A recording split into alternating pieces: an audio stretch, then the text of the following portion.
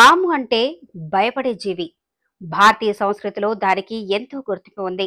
ఈ పామును హిందూ మతంలో దేవతగా పూజిస్తారు. కానీ ఈ విషజీవిని చూడగానే వెన్నులో వణుకు వస్తుంది. అది కాటు వేస్తుందేమో అనే టెన్షన్ మొదలవుతుంది. పాములకు భయపడని వారు దాదాపు ఉండరు. అందుకే ఇంట్లో ఎక్కడైనా పాము ఉంటే అది బయటకు పోయే వరకు టెన్షన్ తప్పదు. చాలా మంది పాము బయటకు వచ్చాక పూజిస్తారు. చంపటానికి ఇష్టపడరు. ఇది మంచి నిర్ణయమే. తద్వారా ఆ పామును తిని బతికే జీవులకు ఆహారం మిస్ అవ్వదు. ఈ విషసర్పాలు పారిపోయేలా చేసే అంశాలు ఈ ప్రపంచంలో ఉన్నాయని మీకు తెలుసా? ఈ అంశాలన్నీ మన చేతులకు దగ్గరలోనే ఉన్నాయి. నిపుణుల అభిప్రాయం ప్రకారం ప్రజలు చాలా భయపెట్టే పాములు ప్రపంచంలోని కొన్ని వస్తువులు వాసనలు తట్టుకోలేవు. వాటిని చూసి పాములు భయపడతాయి. పొదల్లో, కొండ ప్రాంతాల్లో నిర్మించే ఇళ్ల దగ్గర, చెరువుల దగ్గర, పార్కుల దగ్గర పాములు తరచుగా కనిపిస్తాయి. కొండల్లో పాముని చూసినప్పుడు చాలా మంది భయపడతారు.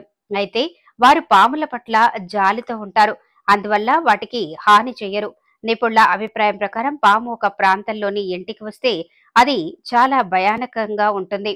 ఆ పాము తనను తాను రక్షించుకోవాలి అనుకుంటుంది.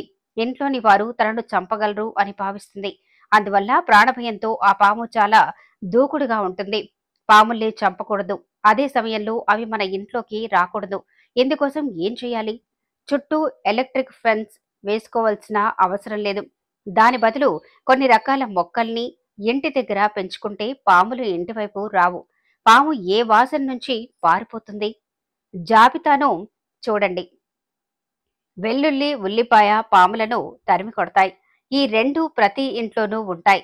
అయితే వీటి వాసనను పాములు తట్టుకోలేవని చాలా మందికి తెలియదు. పుదీనా, తులసి మొక్కల వాసనను పాములు తట్టుకోలేవు. అందుకే భారతీయుల ఇళ్లలో తులసి మొక్కలు నాటడం ఏళ్ల తరబడి ఆనవాయితీగా వస్తుంది. ఏజ్ యానిమల్ అనే వెబ్సైట్ ప్రకారం పాములు తట్టుకోలేని వాసనలు 14 రకాలున్నాయి. నిమ్మరసం, వెనిగర్, దాల్చిన చెక్క, నూనె కలిపి స్ప్రే చేస్తే పాము వచ్చే అవకాశాలు చాలా వరకు తగ్గుతాయి. అమోనియా వాయువు వాసన కూడా పాములకు విసుగు తెప్పిస్తుంది. నిపుణుల అభిప్రాయం ప్రకారం పాములు ఈ వాసన నుంచి పారిపోతాయి. పెద్ద శబ్దాలకు పాములు కూడా చాలా భయపడతాయి. ఒక అధ్యయనం ప్రకారం పాములు తమ వినికిడి శక్తి ద్వారా మాత్రమే తమ ఆహారాన్ని కనుగొంటాయి. శబ్దాలు వస్తూ ఉంటే పాములు రావు.